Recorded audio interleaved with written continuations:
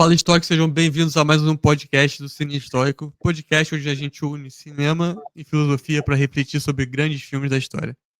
Hoje nós vamos falar sobre Parasita, filme de 2019, dirigido por Bong Joon-ho, um filme que ficou famoso pela crítica social, mas que para mim revela algo muito mais incômodo, né? A capacidade humana de praticar o mal independente da classe social. E até conversando com o Chico aqui um pouco antes de começar o filme, muita gente gosta de botar a culpa disso do capitalismo, mas acho que a gente vai explorar aqui de uma maneira um pouco diferente. Eu pelo menos não vi uma pessoa fazer uma crítica um pouco mais diferente em relação a isso. Eu acho que vale a pena a gente refletir, né? Então, ao contrário do discurso comum, né, para tentar justificar qualquer comportamento imoral, né, pela desigualdade, pela pobreza, eu acho que Parasita acaba demonstrando que um personagem pode fazer uma escolha consciente quando tá acuado, né, quando tá passando por um problema. Então, se você é novo por aqui, já deixa seu like para fortalecer a divulgação do canal. Então, pra gente já começar, Chico, fala aí, qual foi sua visão? A culpa é do capitalismo nesse filme? Cara, eu acho que como tudo tem de ruim, como tudo tem de bom hoje, é culpa do sistema que a gente vive. Então, eu acho que tudo que acontece bom e ruim é porque a gente vive nesse momento desse sistema. Em outras épocas tiveram outros sistemas que não funcionaram também. Eu não acredito que em algum momento a mente humana vai conseguir criar algo que a gente consiga de fato superar para viver num estado onde todo mundo tem um bem-estar mínimo, mas é complicado, cara. O filme mostra relações complexas ali, e eu acho que o cara quis transmitir no filme vai para além de uma crítica só à maneira como a gente vive nessa organização social, econômica, financeira. Acho que vai para além, porque a gente não tem como entrar em contato com uma obra assim, de fato e entender exatamente o que o cara está querendo transmitir, o que a pessoa que está criando está de fato querendo transmitir, se a gente não tentar entrar no mundo da pessoa que está escrevendo. A gente consegue curtir um filme, uma música, de maneira totalmente alheia ao que está acontecendo de fato. Né? Eu lembro de uma entrevista do Renato Russo, não me lembro que foi no Programa Livre, um artista que o Vitor gosta pra caramba. Mega fã Ele, de Legião Urbana. então, ele está falando de pais e filhos que as pessoas pedem para tocar aquilo o tempo todo, o tempo todo, o tempo todo. Eu lembro desse negócio do Mando, E dessa ele fala assim, entrevista. cara, cantar um negócio desse para mim é extremamente pesado, porque eu tô falando de uma música trágica. Então eu preciso me preparar para contar aquela história. E o pessoal canta isso bebendo, tocando violão, como se fosse assim a coisa mais bonita e poética do mundo. Estou narrando uma tragédia. Não queria que as pessoas consumissem a minha arte dessa forma. O que eu tentei contar foi uma coisa diferente, né? Então, o que o cara tenta trazer é a realidade do país dele, de como ele vive lá e de como a Coreia do Sul foi influenciada pela cultura americana, como eles têm dificuldade de lidar com aquilo ali. Ele mostra uma questão geográfica ali muito grande, né? Porque o ambiente ele é importantíssimo para a gente entender o que está acontecendo no filme, as mudanças de níveis, as escadas, e assim, né? Já para entrar nesse contexto ali da crítica social, a família que é apresentada ali no primeiro momento é uma família pobre que eles estão ali, de certa forma, parasitando o vizinho, pegando, roubando Wi-Fi e tal. Eles mostram a casa deles, né? E mostram na mesma posição de câmera que mostra depois a casa lá da família rica, né? E a gente vê a casa muito apertada, eles são tão baixos que a privada fica mais alta do que eles têm que subir para poder ir na privada. Sim. Só que ao mesmo tempo, eles têm uma janela e eles conseguem enxergar a rua. Então, eles estão num padrão ali onde é possível acessar a superfície, os locais superiores, mas é difícil. Então, eles estão ali tentando, de certa forma, sobreviver, né?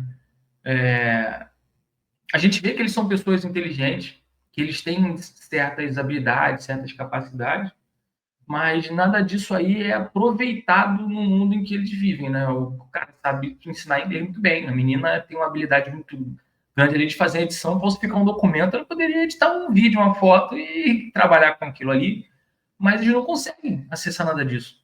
Né? A mãe atleta tem a medalha de prata lá, que ela arremessa peso, né? Eles não conseguem sair daquele negócio, eles ficam ali dobrando caixa de pizza para ganhar a merreca, e aí o pessoal ainda tenta tirar o dinheiro deles. E aí, de certa forma, eles também estão sendo parasitados em algum momento. Né? Lá mais para frente a gente pode até tentar falar disso aí. Mas eles não veem saída. E o que acontece? Eles começam a querer dar os pulos.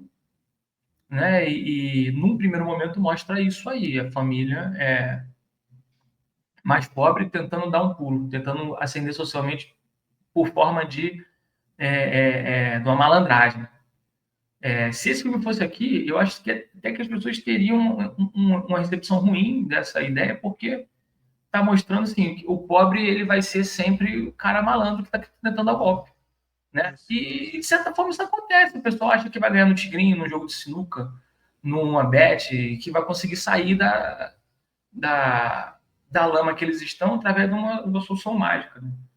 E isso acontece, inclusive, com pessoas que têm potencial, têm capacidade, têm uma certa instrução, que poderiam fazer coisas diferentes, mas a gente vê as pessoas entrando em uns buracos desses de vez em quando, né? Não são poucas as pessoas que a gente conhece, que a gente admira pra caramba a pessoa pela inteligência daquela pessoa, né? Que a pessoa nos serve de inspiração, mas a pessoa não consegue dar uma solução na vida dela, né? E em alguns momentos as pessoas tentam encontrar solução mágica de uma forma e não consegue, como a família lá do Sr. King. Eu vou tentar não falar o nome dos personagens, porque eu vou passar vergonha aqui, então eu vou tentar citar as pessoas ali nas suas posições e não dizer os nomes. Mas pode acontecer o contrário também, né? Tem gente que está morando num lugar ainda mais baixo, sem janela nenhuma, preso dentro de um bunker ali, não tem nenhuma possibilidade de sair, né? E como o cara que mora lá no bunker, lá da Casa Rica, né? E o maior choque que tem é quando o cara que ele mora em cima, que ele acha que ele tá mais ou menos, ele desce lá para conversar com o cara no banco e o cara fala assim, pô, tem gente que mora nas merdas, nas casas que tem a privada lá no alto. Ele começa a dizer assim, pô, eu tô aqui, mas pelo menos eu tô sobrevivendo aqui. Tem gente que pensa que tá bem, mas tá num lugar que é ruim pra caramba também. E o cara fica meio assustado ali, né? Mas mostra muitas coisas o filme, né?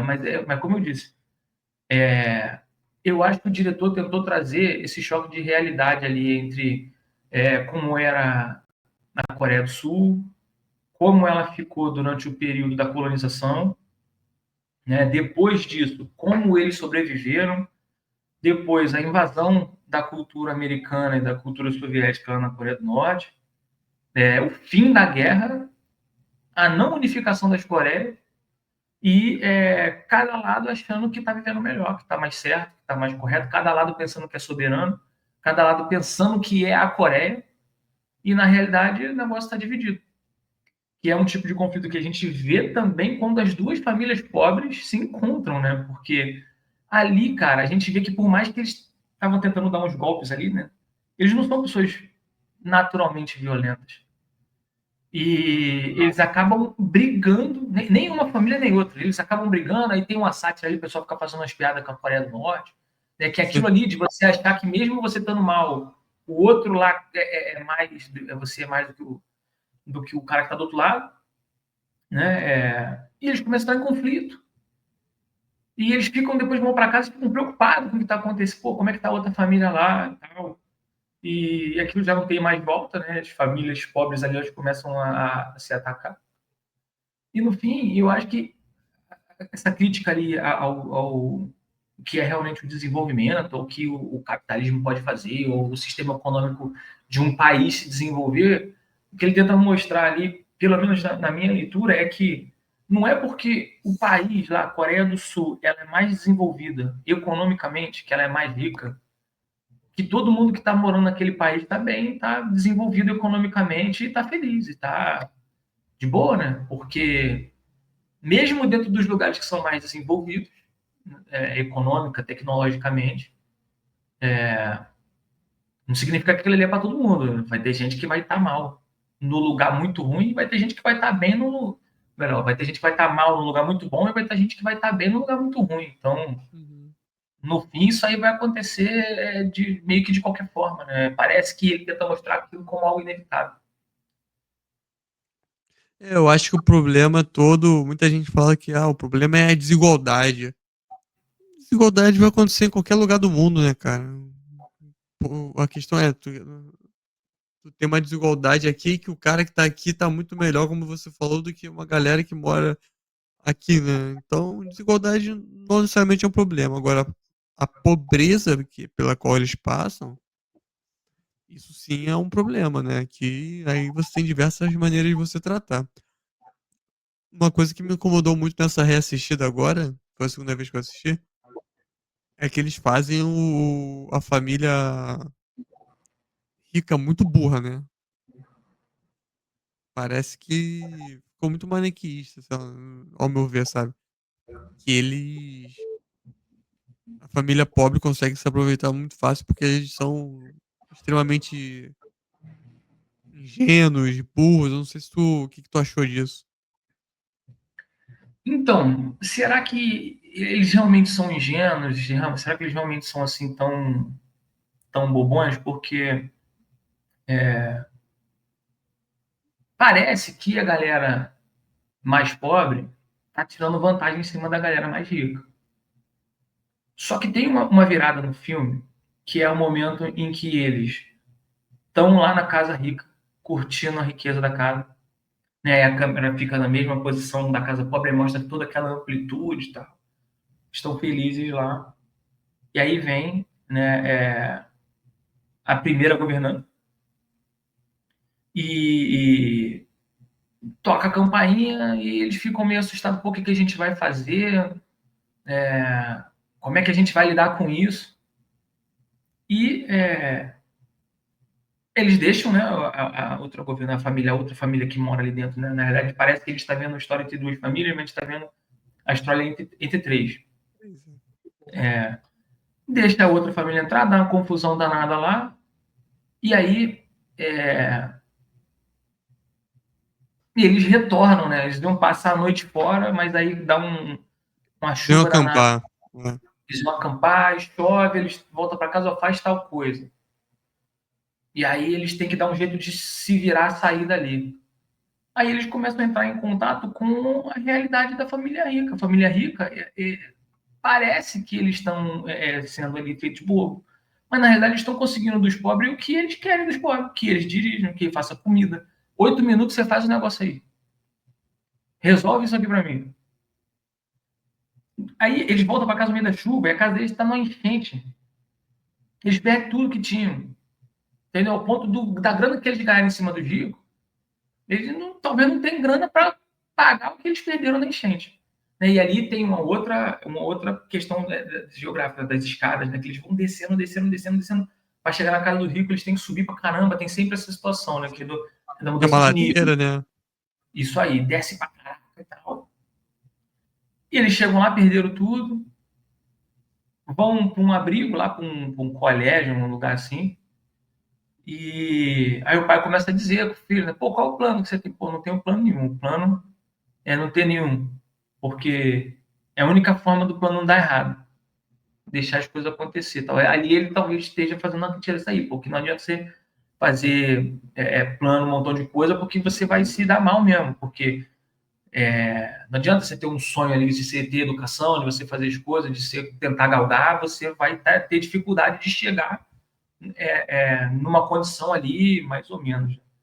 Ele fala que ninguém ali acordou no dia planejando passar a noite num Isso colégio, aí. num abrigo, porque teve essa casa perdida. Mas é engraçado que o filho dele não deixa de sonhar, né?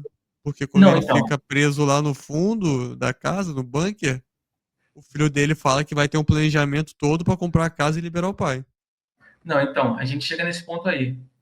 Mas a questão é que no dia seguinte dessa enchente, mano, acontece que nem aquele áudio do seu Armando, né? Que o cara fala, pô, Sim. tá maluco? Eu vou pra botar fogo para encher saco de farinha, tá com água pela canela. No outro dia, a galera falou assim, ó, vocês têm que estar aqui. Você faz isso e faz isso. Fica feliz, eu tô te dando dinheiro. tá acontecendo uma parada toda absurda, o cara tá todo fantasiado de índio, né? Na festa do filho mais novo. Isso aí, que também mostra ali meio que a tentativa da família coreana rica se americanizar, que ele tá ensinando inglês pro pessoal, ele não tá vestido de índio, fazendo um montão de coisa lá, né? E ali a gente vê que o pessoal rico, eles estão de bobeira, entendeu? Eles sabem muito bem o que eles estão fazendo. Eles sabem até onde eles podem ir, até que ponto eles realmente são bonzinhos, bobinhos, influenciáveis, que o pobre está fazendo o que quer com eles, e o momento assim, não, você não vai fazer o que você quer comigo, você não vai chegar aqui e sacar o dinheiro e ir embora. Eu tô te pagando hora extra. Você faz o que eu tô mandando. Você tem que ser um ator. E o cara é motorista, pô. O cara não tem que se vestir de índio para ficar brincando de fazer um montão de coisa. E aí rola um outro momento, que é a menina toma a facada, a que cuida do filho, né? Ele tá tentando salvar a Jessica. filha dele, tá tentando, ou seja, Jessica é um nome americano Fictício. que eles inventam para poder entrar lá na parte. Não é um nome coreano. Ele poderia escolher um nome coreano para professora de arte, né? Mas escolheu um nome americano. Aí o que acontece? A menina tá entre a vida e a morte. O garoto tomou um susto, ele tá passando mal, de fato. Mas acho que a pessoa que toma uma facada no peito é a primeira que tem que ser socorrida. Com certeza. O que ele faz? Ele ignora, ele fala larga e vem dirigir. Larga e vem dirigir, ele não quer dirigir. Aí tem aquela situação sobre o cheiro, né? Pô, esse pessoal tem um cheiro ruim, né? Tem um cheiro ali de pobre, de metrô, desse tipo de Cheiro coisa. de metrô, é. Aí o que ele vai fazer, cara? O senhor Kim, né? Ele joga a chave, cai embaixo do cara que morava no porão, e para ele pegar, mesmo não tendo uma situação dele salvar o filho dele, ele fica com nojo do cheiro do pessoal. Tapa o nariz. Para pegar a chave. Então, assim, os caras sabem onde eles estão, entendeu? Eles não estão ali de bobo, eles estão ali até onde ele aceita que o cara que está na camada de baixo pense que está manipulando ele, entendeu? Então, assim, e aí entra para a questão do menino. Cara, um cara que saiu dali igual ele, por mais que ele seja sonhador, pode acontecer em algum momento ele ganhar na Mega Sena, fazer um hit, uma música que estoure, assinar com um time de futebol. Ele não vai comprar a casa daquele tamanho, que não existe. No final, é muito mais uma ilusão do que uma possibilidade que ele vai conseguir. Então, manter ele sonhando que ele um dia possa conquistar aquilo ali, mantém ele trabalhando para quem está em cima. O tempo todo, ele vai continuar correndo atrás, fazendo uma hora ou outra, ele vai tentar. Ele é a pessoa sonhadora que quer cuidar ali da família dele. No final, eu vejo que, assim, até uma pessoa, não estou dizendo que ele seja de fato a pessoa de coração puro, mas acho que até a pessoa de coração mais puro, se tiver numa situação desesperada, ela pode desviar o caminho para tentar pegar um atalho. E esse atalho pode ser mais longo do que o caminho que é de fato o mais árduo, né? Então, é possível eles saírem de lá de baixo em 2, 3 gerações, né? Eles terem uma condição um pouco melhor do que a dos pais, os filhos terem uma condição um pouquinho melhor, mas paciência. Mas no final, cara, eu fiquei mais angustiado com o sonho do garoto, né? Dele acreditar que um dia ele vai poder comprar uma casa daquele tamanho, do que com, sei lá, de ter uma esperança de que ele vai conseguir fazer aquilo ali, né? E no fim, eles mexem de novo com a questão cultural, né? Tipo, os alemães, eles vêm para cá e não sabem nada do país, compraram a casa que teve um 2 assassinato, assassinatos. porque se fosse um coreano não ia comprar a casa aqui, ele fica mais na rua do que aqui dentro, e eu posso viver na casa ali numa boa e tudo mais. Então, cara, é um filme complexo, cara. A primeira vez que eu vi, eu achei até meio bobo. Eu gostei mais Mas, da primeira do que da segunda. então, eu achei ele meio bobo. Não vou dizer qual que eu gostei mais, né? Mas eu achei ele meio caricato, porque eu não É conseguia entender. caricato, mas acho que é porque o cinema deles é assim mesmo, né? É. Mas da segunda vez eu comecei a entender que ele tentou ali colocar algo de cômico no meio da tragédia, e assim, é um filme muito bem conduzido, cara. Mas os filmes dele, geralmente, ele é carregado com esse tipo de crítica, né? Acho que o Filme de Octa horror. também tem uma leitura semelhante ali, né? De outras coisas, de outras situações, mas O Mickey 17 também. Mickey 17 Isso eu também não vi. tem. Isso eu não vi. Isso é bom. Mas É bom, mas. Acho que é a mesma coisa, assim. Tem nas suas críticas que eu não concordo muito, né? Mas. Faz sentido. São bons filmes. O filme é bonito também, né? Pô? Fotografia é muito bonita. Mas acho que você falou um ponto bom, cara. Em qualquer sistema a gente vai ter desigualdade. A gente vai ter um pessoal ali que por dificuldade vai, vai chegar ao extremo de uma atitude igual eles tiveram que tomar, né? Então, assim,